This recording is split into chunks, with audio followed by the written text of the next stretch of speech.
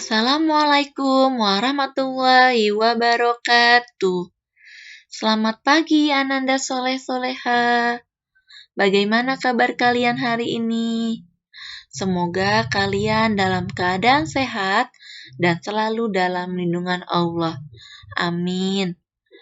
Masih tetap semangat ya belajarnya walaupun dari rumah. Hari ini kita akan belajar tema 7, subtema 1 dengan muatan pelajaran bahasa Indonesia. KD 3.4 menggali pengetahuan baru yang terdapat pada teks non-fiksi. Mari kita mulai pembelajaran ini dengan membaca basmalah. Bismillahirrohmanirrohim. Apakah kamu suka membaca buku? Wah, Masya Allah, hebat! Saat kamu membaca buku atau sebuah teks, terkadang kamu akan menemukan kata-kata sulit karena kamu tidak mengetahui artinya. Apa itu kata sulit? Kata sulit adalah kata-kata yang belum dipahami atau diketahui artinya. Kata sulit dapat berupa kata-kata yang diambil dari bahasa asing atau daerah. Menjelaskan arti kata sulit dalam teks non-fiksi. Sebelum kita lanjut, Ibu akan memberitahu apa itu teks non-fiksi. Teks non-fiksi adalah teks yang dibuat berdasarkan kenyataan yang ada atau hal yang benar-benar terjadi dalam kehidupan. Nah, kita lanjut ya. Untuk mengetahui arti sebuah kata, kamu dapat mencari arti kata tersebut dalam Kamus Besar Bahasa Indonesia atau KBBI. Berikut gambar Kamus Besar Bahasa Indonesia. Nah, berikut langkah-langkah untuk mencari arti kata dalam Kamus Besar Bahasa Indonesia.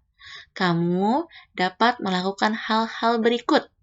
Misalnya, jika kamu ingin mencari atau mengetahui arti kata keragaman. Yang pertama, siapkan Kamus Besar Bahasa Indonesia. Yang kedua, tentukan kata dasar dari kata yang akan dicari maknanya. Kata dasar keragaman adalah ragam. Carilah pada kolom huruf R dalam kamus. Yang ketiga, kemudian carilah kata keragaman pada bentuk-bentuk turunan dari kata ragam. Yang keempat, sekarang kamu telah mengetahui arti kata keragaman tersebut. Selain menggunakan kamus, kita juga dapat mencari arti sebuah kata menggunakan KBBI online dengan alamat situs yaitu http://kbbi4.portalbahasa.com. Pentingnya kita belajar arti kata sulit antara lain. Yang pertama, kita bisa mengetahui arti kata dari suatu kata yang kita anggap belum kita tahu arti sebelumnya. Yang kedua, membantu kita dalam berkomunikasi.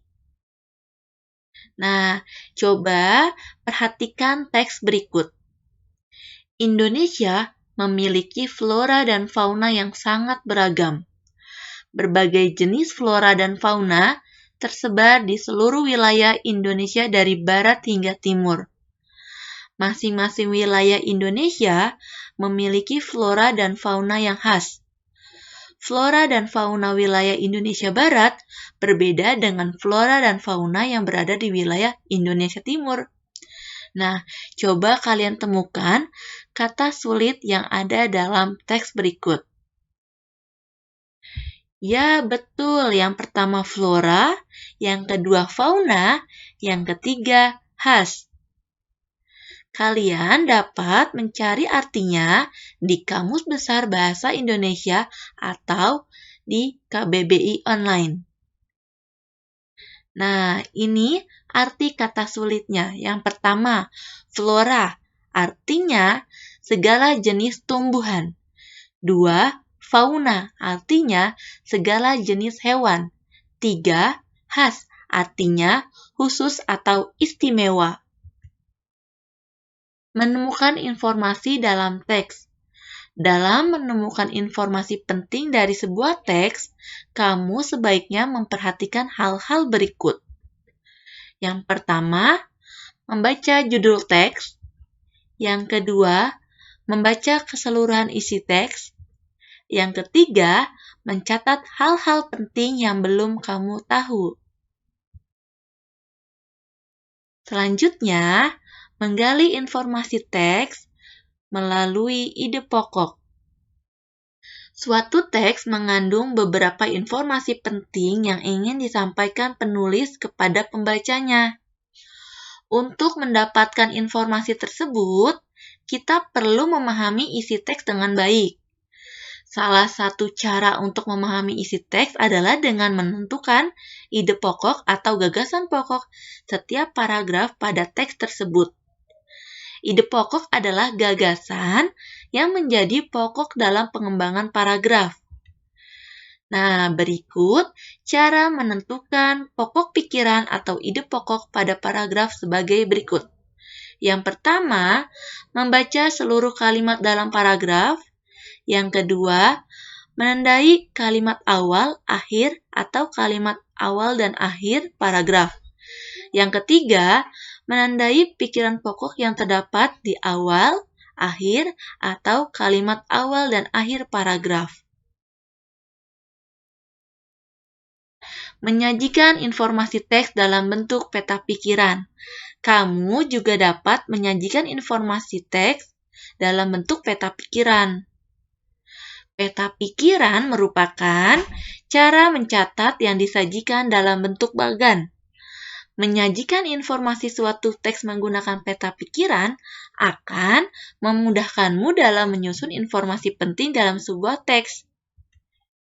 Nah, berikut contoh peta pikiran. Menyampaikan informasi dari teks non-fiksi. Untuk menggali informasi dari suatu teks, ada beberapa hal yang perlu dilakukan. Antara lain, 1. Bacalah teks dengan seksama. 2. Tentukan topik dari teks non-fiksi tersebut. 3. Catatlah setiap informasi penting yang disampaikan. 4. Rangkailah ide atau gagasan pokok yang sudah kamu temukan ke dalam suatu paragraf. Saat menyampaikan informasi, sampaikan dengan suara lantang dan penuh percaya diri. Sekian pembelajaran kita hari ini. Semoga dapat kalian pahami dengan baik. Sampai jumpa pada pembelajaran selanjutnya. Terima kasih. Wassalamualaikum warahmatullahi wabarakatuh.